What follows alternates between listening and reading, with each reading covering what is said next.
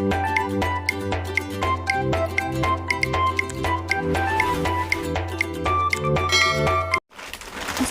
warahmatullahi wabarakatuh teman-teman. Apa kabar bunda-bunda semua? Semoga selalu dalam keadaan yang baik ya.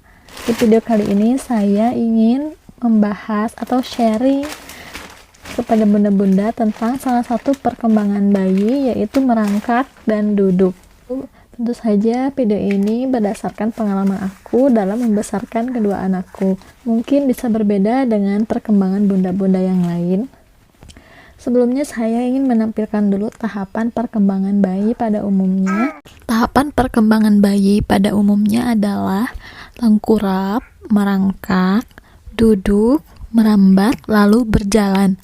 Adapun usianya tidak bisa disamaratakan ya moms, karena tentunya perkembangan setiap anak itu berbeda-beda. Adapun ada yang dimulai dari tengkurap, ke duduk dulu baru bisa merangkak. Ini pun tidak apa-apa, adalah hal yang normal selama tidak ada red flag atau tanda bahaya yang ditunjukkan oleh bayi. Apa sih red flag itu atau tanda bahaya itu seperti apa? Tanda bahayanya adalah misalnya anak itu tidak menangis, atau ketika ada sumber bunyi anak tidak tertarik untuk mengikuti sumber bunyi, dan lain-lain seperti yang saya tampilkan di layar seperti ini ya. Contoh kasus pada kedua anak saya, anak pertama dan anak kedua itu perkembangan juga berbeda. Pada anak pertama saya itu melewati perkembangan yang pada umumnya saya sebutkan tadi. Jadi dia itu bisa tengkurap dulu, lalu merangkak dan duduk. Tapi pada anak kedua saya ini kasusnya agak berbeda. Jadi anak kedua saya ini baby Arsyad, perkembangannya duduk dulu, baru bisa tengkurap dan merangkak. Apakah ada di antara bunda-bunda sekalian yang mengalami perkembangan yang sama seperti baby Arsyad ini?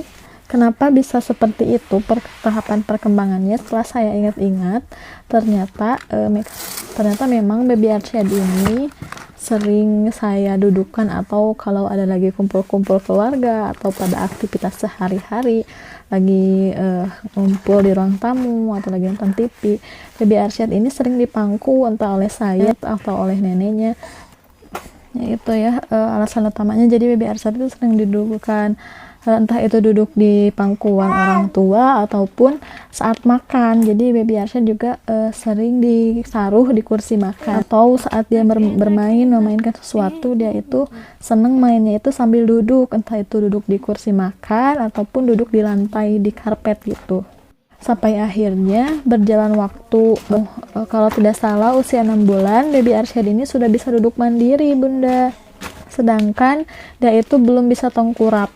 Coba distimulasi, ditengkurapin pun dia itu belum bisa. Dia udah bisa mengangkat kepala, tapi dia belum bisa menggulingkan badannya. Nah pada saat itu saya mulai berpikir, kok anak kedua aku ini udah bisa duduk tapi belum bisa tengkurap sama sekali. Jadi mulai saat itu saya lebih sering melakukan stimulasi, lebih sering menengkurapkan Dede Arsyad. Gak apa-apa terlambat daripada tidak sama sekali. Gak apa-apa terlambat Dede untuk bisa tengkurap daripada dia gak bisa tengkurap sama sekali. Akhirnya kurang lebih di usia 7 bulan kalau tidak salah, Dede Arsyad sudah bisa tengkurap dan berguling sendiri. Berjalanlah waktu, Dede Arsyad sudah bisa tengkurap, berguling. Kok belum merangkak juga? Di usia 9 bulan kok Dede Arsyad belum bisa merangkak gitu. Ada kekhawatiran takutnya baby Arsyad ini melewati fase merangkak, karena fase merangkak ini merupakan salah satu fase yang cukup penting dalam perkembangan anak, karena merangkak ini merupakan langkah awal bayi untuk bisa berpindah dari satu tempat ke tempat lainnya dan juga untuk melatih otot-ototnya. Maka dari itu saya stimulasi Dede Arsyad untuk melakukan tengkurap, dan ternyata dia itu merayap. Pertamanya merayap, bukan merangkak. Kata orang-orang kalau merayap tuh nggak akan bisa merangkak nantinya.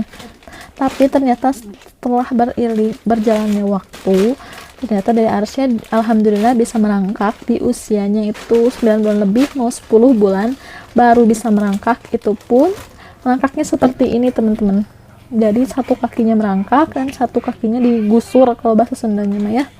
Jadi begitu ya bunda-bunda, tidak masalah mau anaknya itu merangkak dulu atau duduk dulu. Yang penting kalau bisa fase merangkak ini jangan sampai terlewat, karena merupakan salah satu fase perkembangan anak yang cukup penting. Jadi walaupun terlambat tetap aja distimulasi supaya jangan sampai ada perkembangan anak yang terlewat. Oh iya bunda, anak itu istimewa dengan keunikannya masing-masing. Gimana moms? Anak mami sudah bisa apa sekarang? Komen-komen di bawah ya.